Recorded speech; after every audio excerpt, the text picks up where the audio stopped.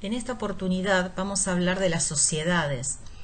Vamos a ver los tipos de sociedades que hay, la importancia que tiene de la constitución de una sociedad a partir de cuál es su objetivo.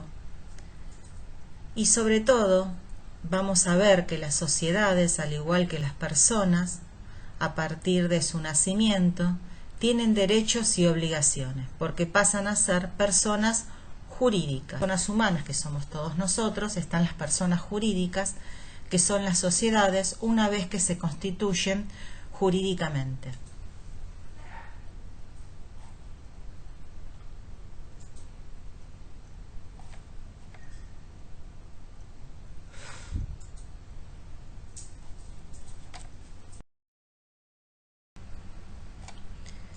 Nos vamos a detener ahora en lo que es el concepto de la sociedad.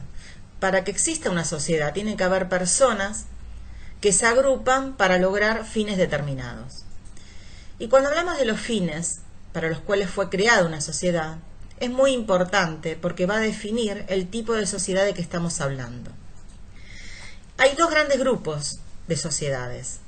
Están las sociedades civiles y asociaciones civiles, y por otro lado están las sociedades comerciales.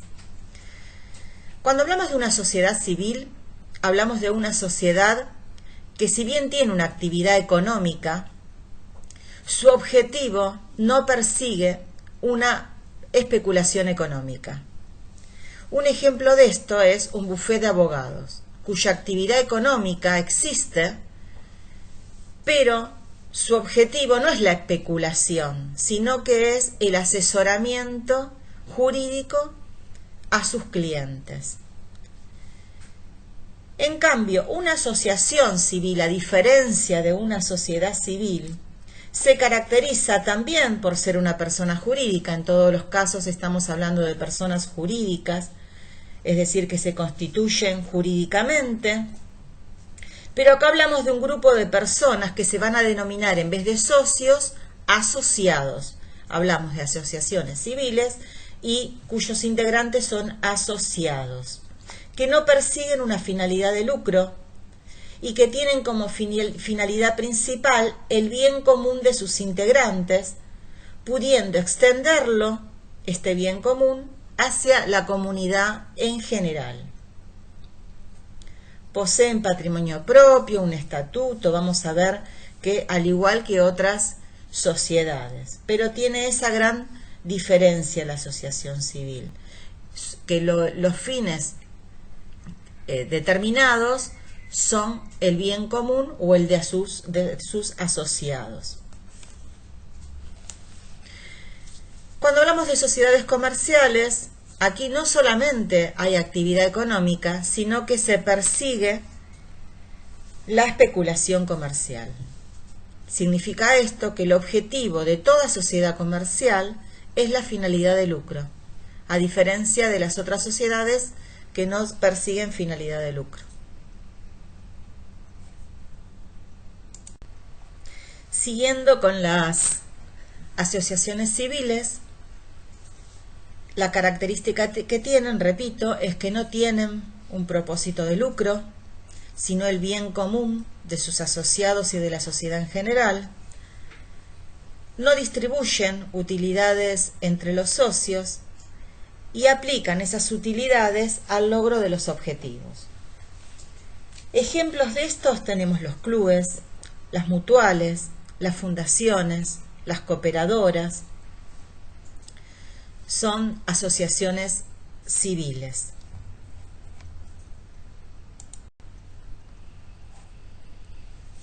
Y ahora vamos a hablar de lo que son las sociedades comerciales, que es a lo que nos vamos a dedicar nosotros, y después más adelante vamos a ver cómo se registra contablemente la apertura, el inicio de una sociedad comercial.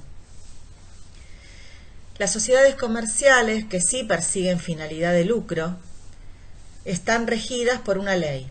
La ley que las establece y le da nacimiento es la ley 19.550, que es la ley de sociedades comerciales. Esta ley, en su primer artículo, en el artículo 1, establece que para que exista una sociedad comercial, debe haber una o más personas Antes eran 2 o más personas. A partir de la reforma que hubo en el Código Civil y Comercial del año 2015, solamente con que haya una persona se puede crear una persona jurídica y ser una sociedad. Por eso cambió y ahora se habla de una o más personas, que en forma organizada estas personas se van a organizar conforme a alguno de los tipos previstos en la ley, que ahora vamos a ver de qué se trata. Se van a obligar a realizar aportes y aplicarlos a la producción o al intercambio de bienes y servicios, participando de los beneficios y soportando las pérdidas. Y analizando el artículo 1 de la ley 19.550, nos detenemos en las características que se desprenden del artículo primero, que debe haber una o más personas para que exista una sociedad. Fíjense que no hablan de, el mínimo sería 1, pero no habla de máximo, dice más personas, que se obligan a realizar aportes. Cuando hablamos que deben realizar aportes, estos pueden ser en efectivo o también pueden aportar bienes, una computadora, un inmueble, un auto. ¿Para qué van a realizar esos aportes? Porque con esos aportes van a ser aplicados a la producción, si es que va a ser una sociedad que se dedica a la industria, a producir algo, o al intercambio de bienes y servicios, en el caso de que sea una sociedad que se crea para vender bienes en la misma situación que los compra, es la reventa de bienes, o de servicios, dar algún servicio. ¿Qué servicios? Cuando hablamos de servicios podemos hablar de un sanatorio privado, de una escuela privada. Esos son servicios que se aportan a la sociedad a través de la creación de una sociedad comercial. ¿Para qué hacen estos? Para participar de las ganancias, es decir, en el caso de que la sociedad con el desarrollo de su actividad obtenga ganancias, esas ganancias van a ser repartidas entre sus socios y soportando las pérdidas. Es decir, que si en vez de dar ganancias esa actividad nos arroja una pérdida, esa pérdida va a tener que ser soportada por todos sus socios. Hoy, cuando hablábamos del artículo primero de la ley 19.550, decía que la sociedad, cuando se crea, debe hacerse en forma organizada bajo algunos de los tipos establecidos por esta ley. Cuando habla de los tipos establecidos por esta ley, está hablando a la tipicidad de una sociedad comercial. Es decir, que cuando uno habla de sociedades comerciales, puede registrarse como una sociedad colectiva, una sociedad en comandita simple, una sociedad de capital e industria, una sociedad accidental o en participación, una sociedad anónima, una sociedad comandita por acciones y una sociedad de responsabilidad limitada. Estas sociedades que acabo de mencionar están reguladas por la ley 19.550 y ahora vamos después a detenernos en ellas.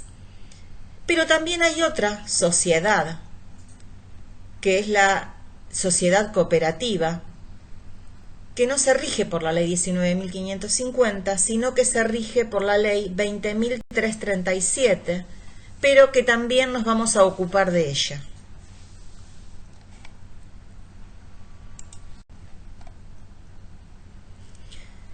Entre las tipicidades de las que habla la ley de sociedades comerciales, nos encontramos, como les mencioné recién en la otra diapositiva, estaban la sociedad colectiva, la sociedad en comandita simple y la sociedad de capital e industria.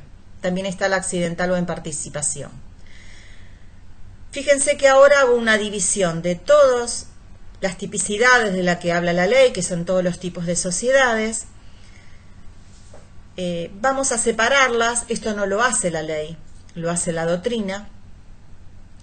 La doctrina habla de sociedades de personas y sociedades de capital. ¿Por qué sociedades de personas y sociedades de capital? Porque en las sociedades de personas, como bien lo indica, lo importante es la persona, ¿sí? Se sabe quién es el socio, cada uno de los socios. Y no se detiene en el capital, que son la sociedad colectiva, la sociedad en comandita simple, la sociedad de capital e industria y la accidental o en participación. Son sociedades de personas porque lo que importa es la persona. Son sociedades pequeñas, generalmente familiares, como la sociedad colectiva en muchos casos, y como no hay demasiada cantidad de socios, se pueden conocer perfectamente entre ellos.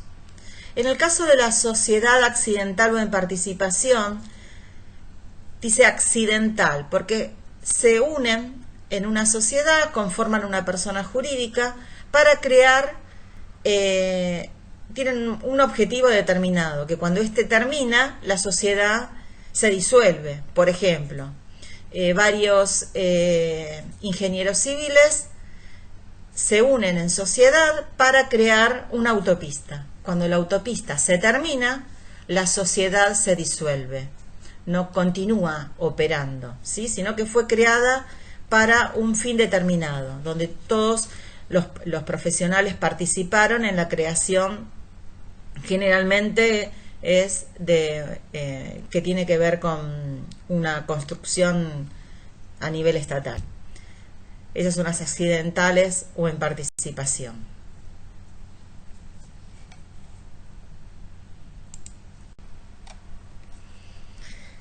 Bueno, les vuelvo a repetir. Entonces, si bien la ley no distingue entre sociedades de personas y sociedades de capital, la doctrina, los especialistas que hablan sobre el tema de sociedades han hecho tres agrupaciones en realidad. Sociedades de personas, que eran, como bien les dije, la colectiva, la de capital e industria y la de en comandita simple, y la sociedad accidental o en participación, donde importaban las personas, y están las sociedades de capital, que son las sociedades anónimas y en comandita por acciones, donde suelen haber muchos socios, entonces no se conocen los socios, y lo que importa es el capital y no el socio.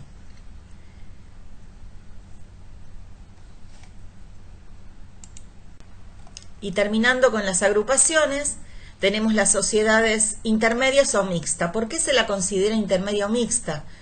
Porque es la sociedad de responsabilidad limitada, es una sociedad que la ley establece un máximo en cuanto a sus socios. Es la única sociedad que tiene un límite de socios. No pueden ser más de 50 los socios.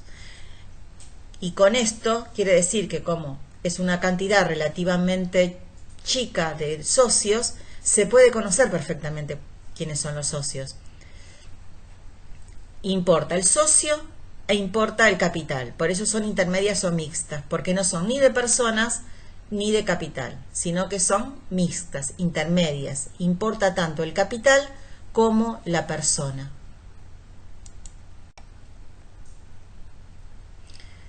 Ahora que ya conocimos los distintos tipos de sociedades que hay, vamos a hablar de lo que es el concepto de responsabilidad y la importancia que tiene la responsabilidad a la hora de elegir. Yo quiero crear una sociedad y quiero saber qué tipicidad me conviene más inscribirme, si como sociedad anónima, si como sociedad colectiva. Y esa elección la voy a hacer en función a las responsabilidades que yo quiera tener. Entonces, para hablar de tipos de responsabilidades, primero vamos a hablar del concepto generalizado de lo que es la responsabilidad. Y la responsabilidad se refiere a la manera de ser responsable con una obligación, ya sea por una cosa o con un organismo, ¿sí? Cómo yo me hago cargo de mis obligaciones.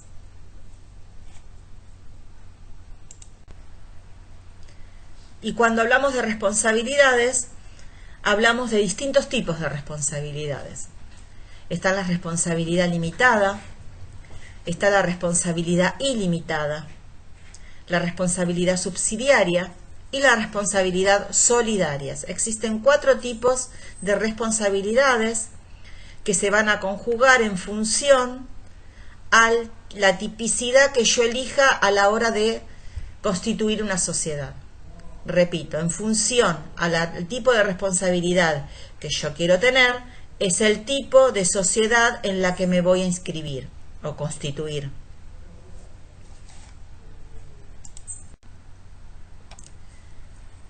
Bueno, recién en la diapositiva anterior les describí los tipos de responsabilidades que existen y ahora se los voy a explicar. Vamos a empezar por la responsabilidad limitada. Fíjense, su nombre lo dice, hay una limitación en la responsabilidad que se tiene frente a las deudas, a las obligaciones. ¿Qué significa? ¿Por qué está dada esta limitación? Esta limitación está dada por el aporte que hace el socio a la sociedad.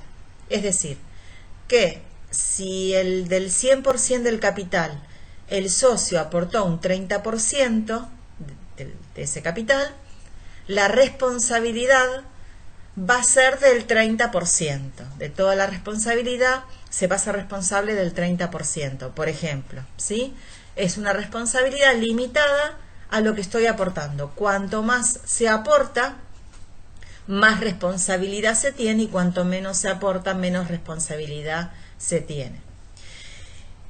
Y de esta responsabilidad limitada surge, ¿no? Es como que nace el espíritu del por qué se cambió la definición de sociedad comercial. Porque antes decía que tenían que ser 2 o más personas. Entonces, ¿cómo se hace una persona que es sola para cubrir una responsabilidad ilimitada? Es decir, si yo voy a poner una sociedad, voy a constituir una sociedad y mi responsabilidad va a ser ilimitada, voy a tener que, ante mis deudas, afrontarlas no solamente con mi negocio, sino también con mis bienes personales. En cambio, al poder crear una sociedad con una sola persona, esto hace que protege al unipersonal. A una persona que tiene un negocio puede crear, aunque sea una sola, puede crear una sociedad que tiene que ser solamente sociedad anónima. De todas las tipicidades que establece la ley, solamente tiene que ser sociedad anónima. Y esto se hace para proteger el patrimonio personal de la persona que está creando la sociedad, ¿sí? Antes no se podía, antes tenían que ser 2 o más personas. Entonces solamente una persona que ponía un negocio por sí mismo, al no poder crear una sociedad, tenía que tener una responsabilidad ilimitada, es decir, tenía que hacerse frente a las deudas con sus bienes personales, con los del negocio y con los bienes personales. A partir de esta modificación en el artículo 1 de la ley 19.550, puede constituirse una sociedad cuando haya una sola persona, y al tener que ser esta una sociedad anónima, va a tener responsabilidad limitada para proteger su patrimonio personal. Después está la responsabilidad ilimitada. Significa que el socio, de acuerdo a la tipicidad que existe, elige para constituir una sociedad, tiene una responsabilidad que, cuando no alcanza el patrimonio empresarial, por la deuda, los acreedores pueden ir contra su patrimonio personal. ¿Por qué? Porque esta persona tiene una responsabilidad ilimitada que va más allá del aporte que hizo a la sociedad. Acá dice que un empresario individual que ejerce una actividad comercial, industrial o profesional tiene una responsabilidad ilimitada en el cumplimiento de las deudas y obligaciones contraídas. Esto significa que responde con todos sus bienes propios, sin que exista diferenciamiento entre el patrimonio empresarial y el personal. Justamente defendiendo esta situación que existía antes, es que se cambia el concepto a que para constituir una sociedad basta con una sola persona, justamente para proteger el patrimonio personal de una persona que quiere emprender un negocio. Pero repito, solamente bajo la figura de sociedad anónima.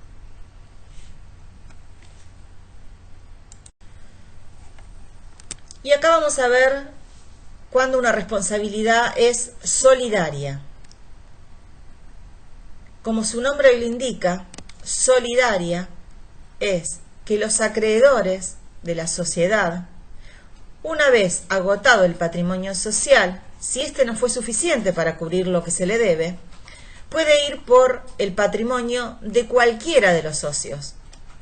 Puede elegir a uno, al que considera o el que sabe, obviamente, que más patrimonio tiene, y le cobra a él. Y después, este socio, que fue el afectado, va a buscar la manera de pedirle a los demás socios que le devuelvan la parte que él dio representándolos a ellos.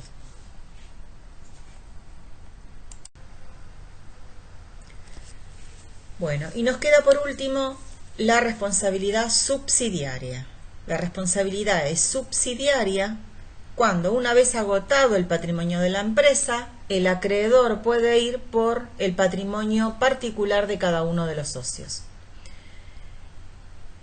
Y acá cabe aclarar que cuando ustedes después más adelante vamos a ver en particular a cada una de las sociedades, y vamos a ver que las sociedades de capital, como habíamos dicho, no importa la persona, entonces van a tener solamente responsabilidad limitada. Es decir, que las responsabilidades que tengan ante terceros se van a limitar al aporte social que ellos hayan realizado. Ahora bien, aquellas sociedades que son las de personas, que son las que tienen responsabilidad ilimitada, porque sí importa la persona, son las que van a tener responsabilidad solidaria y subsidiaria. Es decir, que cuando, según el tipo de sociedad que se elija, las sociedades de personas, repito, tienen responsabilidad ilimitada, y la responsabilidad ilimitada va acompañada de la responsabilidad subsidiaria y solidaria. Siempre que haya responsabilidad ilimitada, va a haber responsabilidad subsidiaria y solidaria también, cosa que no ocurre en las sociedades de capital porque tienen responsabilidad limitada. Y ahora vamos a hablar del contrato social. Hasta ahora veníamos diciendo que uno puede constituir una sociedad, una persona jurídica, en alguna de las tipicidades establecidas por la ley 19.550, pero esa constitución no se hace de palabra, sino que la constitución, quiénes la van a constituir, para qué la van a constituir y cómo la van a constituir, está establecido en un documento, y ese documento se llama contrato social. El contrato social no se establece solamente para las organizaciones con finalidad de lucro, que son las sociedades comerciales, sino también para las asociaciones civiles y las sociedades civiles. Todos deben constituir un contrato social, que es, repito, es el documento donde queda establecido quiénes van a constituir la sociedad, cómo la van a constituir y para qué la van a constituir. Y ahora vamos a ver que no existe un solo tipo de contrato social, sino que existen dos tipos de contrato social. ¿Y de qué depende el tipo? Va a depender de quiénes se intervienen cuando se constituye la sociedad. Entonces, se dice que un contrato social es privado cuando lo firman solamente las partes, solamente aquellas personas que la constituyen a la sociedad, es decir, sus socios. Y un contrato social es público cuando, aparte de las partes que van a constituir a la sociedad, también tiene que intervenir un escribano público, que es quien da fe pública de que esa sociedad fue constituida. Ahora estamos viendo sociedades en particular, en general, perdón, pero cuando veamos las sociedades en particular, que va a ser a partir de la próxima clase, vamos a ir viendo que sociedades, en función a la tipicidad elegida, necesitan para constituirse un contrato social que sea público o que sea privado. Acá vamos a hablar de la denominación social. La denominación social se refiere a cómo voy a dar a conocer la sociedad. Y la denominación social puede estar conformada por un nombre de fantasía o por la razón social. En el caso de que la denominación social esté formada por el nombre de fantasía, tiene que siempre estar acompañado por su abreviatura. Es decir, por ejemplo, si es una sociedad anónima, el nombre de fantasía es bienvenido, tiene que decir bienvenido sociedad anónima. Es muy importante establecer la abreviatura, porque eso es lo que va a limitar mi responsabilidad. Es decir, que si yo soy una sociedad anónima y a mi nombre de fantasía le agrego la abreviatura, o me olvido de agregar la abreviatura de sociedad anónima, cualquier cosa que pase, yo voy a tener que hacer frente a mi obligación con mis bienes, es decir, voy a tener una responsabilidad ilimitada por haberme olvidado de poner la abreviatura que dice que es sociedad anónima. Entonces, cuando la denominación social está compuesta por el nombre de fantasía, debe estar seguida de la abreviatura. Y ahora, en la próxima diapositiva, vamos a ver qué pasa cuando la denominación social es la razón social.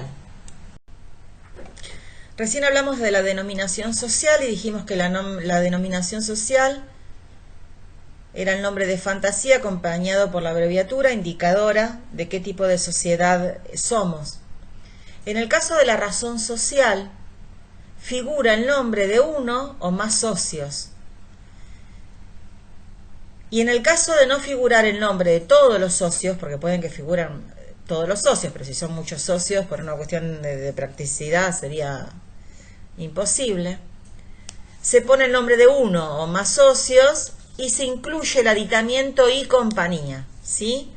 Porque el aditamiento y compañía me está indicando de que no son solamente los socios que figuran en la razón social, sino que hay más socios. Es otra forma de denominación de la sociedad, ¿sí? Tenemos por un lado el nombre de fantasía con el aditamiento según la tipicidad, y por otro lado la razón social, donde indico el nombre de uno o alguno de los socios, y en caso de solamente algunos, agregarle el aditamiento y compañía. Bueno, ya vimos que las sociedades pueden tener una denominación o razón social, y ahora vamos a hablar de algo que es fundamental para poder crear una sociedad, que son los aportes. Los aportes que, como bien lo establece en su artículo primero, la ley de 19.550, dice que los socios deben realizar aportes. ¿A qué llamamos aporte? Llamamos aporte a la entrega que tienen los socios que realizar para formar el capital de la sociedad. Es decir, que sin capital es imposible que se pueda crear una sociedad. Bien.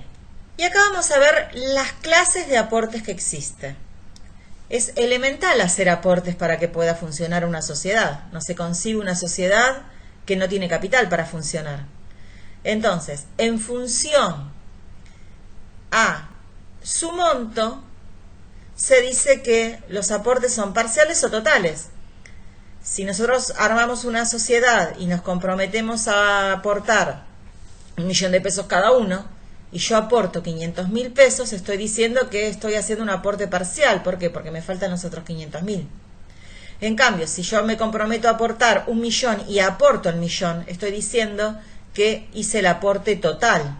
Es decir, que los aportes según el monto pueden ser parciales o totales en función de si yo aporté todo lo que me comprometí a aportar o aporté solamente una parte. En función a qué aporto, el aporte puede ser en efectivo o en especie. Un aporte en efectivo es cuando yo lo que aporto es efectivo, es dinero.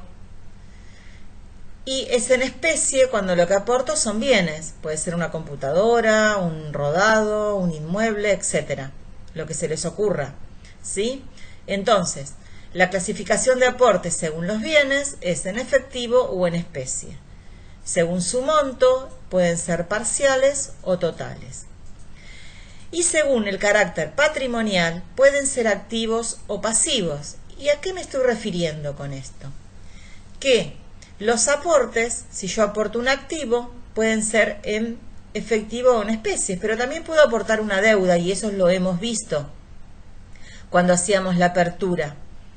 Que, por ejemplo, un acreedor vario, un pagaré que debemos pagar, que también se pueden aportar. Recuerden que la diferencia entre los activos y pasivos aportados conforman al capital social, en este caso de la sociedad. Esto es válido para cualquier sociedad. Entonces, repito, las clases de aportes son, según su monto, parciales o totales, según sus bienes, efectivo o especies, y según el carácter patrimonial se puede aportar un activo o un pasivo.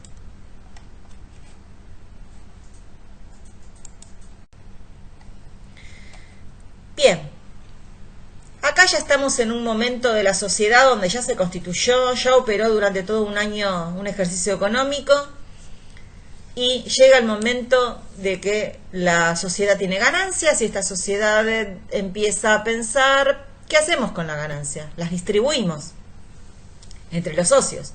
Uno crea una sociedad comercial justamente para obtener una renta, para lucrar con ella.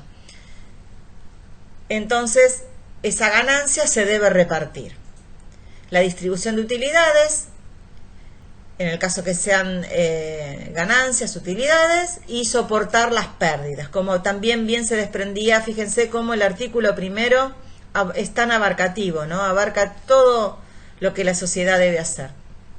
Esta es la última parte del artículo primero, donde habla de la distribución de las utilidades o el soporte de las pérdidas por parte de los socios. Anualmente, las sociedades, después de operar durante todo un ejercicio económico, llegan a un resultado, una pérdida o una ganancia. Repito, las ganancias se reparten, las pérdidas se soportan. En el caso de que la sociedad haya tenido una ganancia, haya tenido utilidades, hay dos formas de distribuir estas utilidades. La forma en que van a ser repartidas estas utilidades se establecen en el contrato social. Está estipulado, no es al azar que se hace a último momento. Una de las formas es la forma proporcional. ¿Proporcional a qué? Proporcional al aporte hecho por cada socio. Significa que yo voy a recibir de esas ganancias una suma que va a ser proporcional a lo que yo aporté a la sociedad.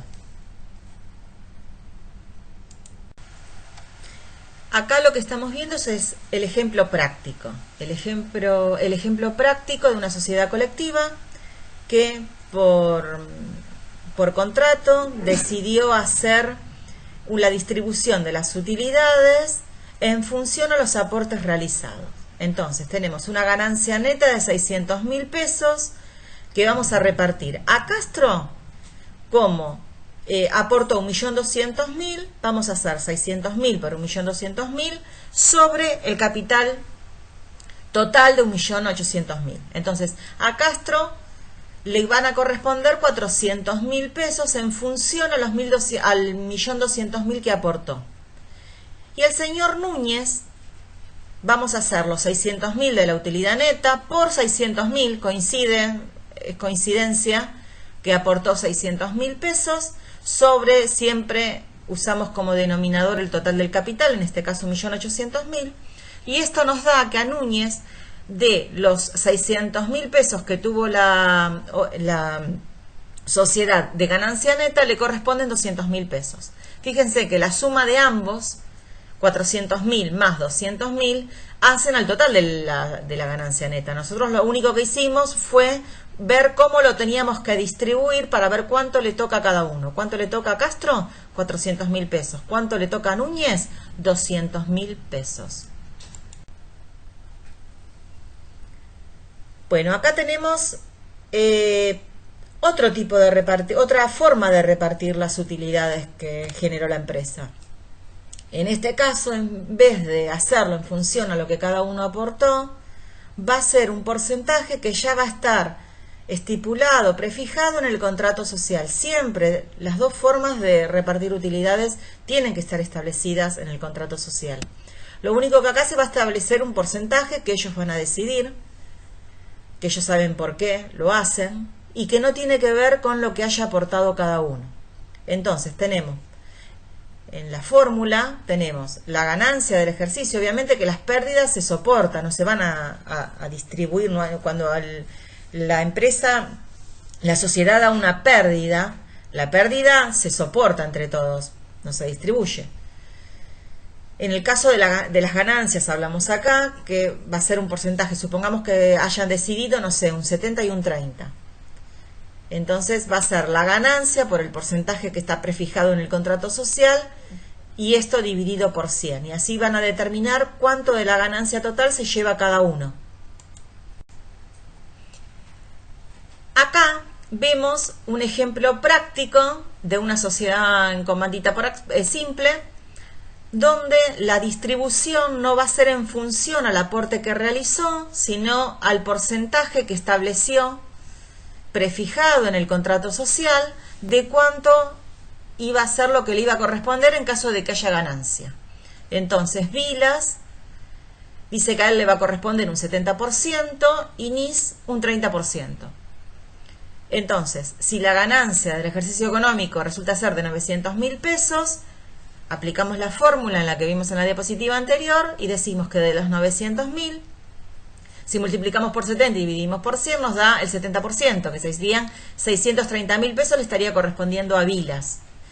Y Nis, hacemos los 900.000 pesos de la ganancia neta por 30, que es el porcentaje que estableció, dividido 100, porque es porcentual, y nos da 270.000. Es decir, que a Vilas le toca de la ganancia neta de 900.000 pesos el 70%, equivalente a 630.000 pesos. Y a Nis, de esa ganancia neta de 900.000 pesos, le toca el 30%. ¿Por qué? Porque lo establecimos así en el contrato social, que son 270.000 pesos. Si nosotros sumamos los 230.000 pesos que le tocan a Vilas más los 270.000 pesos que le tocan a Nis, dan el total de la ganancia neta que tuvo la sociedad de 900.000 pesos.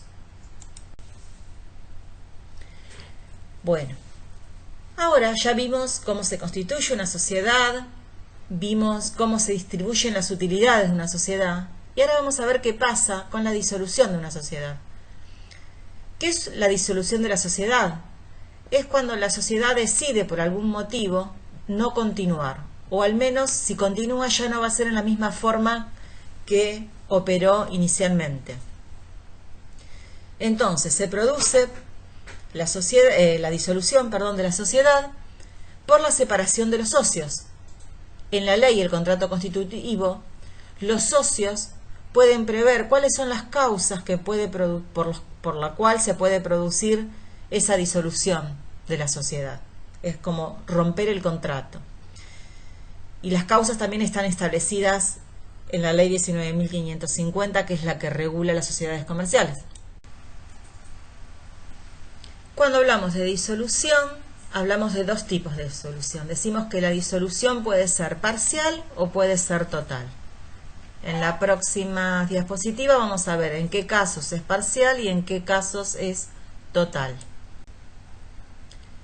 La disolución es parcial cuando se producen alguna de estas cosas. Hay un incumplimiento en la obligación social por alguno de los socios. Alguno de los socios se declara en quiebra o hay una incapacidad o una habilitación para seguir ejerciendo, o un socio muere. En ese caso, cabe la posibilidad que alguno de sus herederos pueda continuar el rol del socio, o no. Eso queda a criterio de los herederos. Acá, en el caso de que la disolución sea total, tanto la disolución parcial como total debe establecida. Las causas de disolución deben estar establecidas cuando se inicia la sociedad en su contrato social.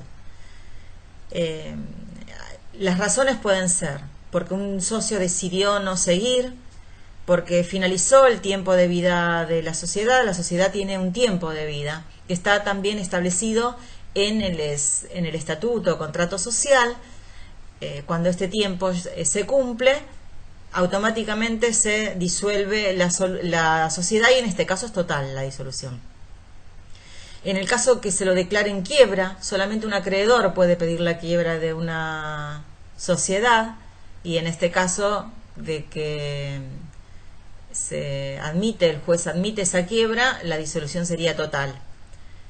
Cuando se cumple el objetivo, es decir, se creó para un fin determinado y ese fin se cumplió, o caso contrario, que se sepa que no se va a poder cumplir con ese fin determinado. Ahí también cabe la disolución total. Cuando se fusiona con otra sociedad, es decir, se disuelve, deja de existir como figura jurídica para unirse a otra figura jurídica ya existente, se llama fusión, ese traspaso, donde también se puede dar una disolución total de la persona jurídica tal cual se la conoce. La reducción a uno de los socios, acá ahora hubo una modificación con esto que les expliqué antes, de que con un socio se puede crear una sociedad anónima, sería para el caso la salvedad solamente para una sociedad anónima. Y otro caso sería la pérdida del capital social, donde se disuelve la totalidad de la sociedad. Y ahora vamos a hablar de la liquidación de la sociedad. ¿Cuándo se da la liquidación de la sociedad? Cuando la sociedad liquida todos sus bienes y paga todas sus deudas. Acá hay que hacer una salvedad en la diferencia que hay entre la disolución y la liquidación de la sociedad. En la disolución yo no me estoy deshaciendo de los bienes, de los activos, ni cancelando mis pasivos, ¿sí? Sino que se está disolviendo. En el caso que se fusione con otra sociedad, va a dejar de existir como persona jurídica, pero va a formar parte de otra sociedad. Entonces los bienes no necesariamente se tienen que liquidar, sino que pasan a la otra sociedad. Liquidar, como literalmente lo dice su palabra, es todos los bienes y derechos que tengo, los cobro y con esa plata cancelo todos los pasivos que tengo. Es quedar en cero, no tener más ni activos ni pasivos. Entonces, el concepto dice que existe liquidación cuando se realizan los activos. ¿Qué significa realizar los activos? Significa, como lo dije anteriormente, vender todos los bienes al contado, hacerme del dinero, cobrar todos los créditos a favor que tengo, hacerme del dinero. Eso es realizar el activo, convertir todos mis bienes y derechos en cash, en efectivo. Bueno, y por último llegamos a la extinción del pasivo, es decir, con el efectivo que hicimos de realizar el activo vamos a cancelar todas las deudas que tengamos y quedar sin ninguna deuda. Pagamos en efectivo todas las deudas que tengamos y así extinguimos el pasivo y terminamos con esta clase donde vimos a las sociedades en general. A partir de la próxima clase vamos a empezar a ver las particularidades que tienen cada uno de los tipos de estas sociedades.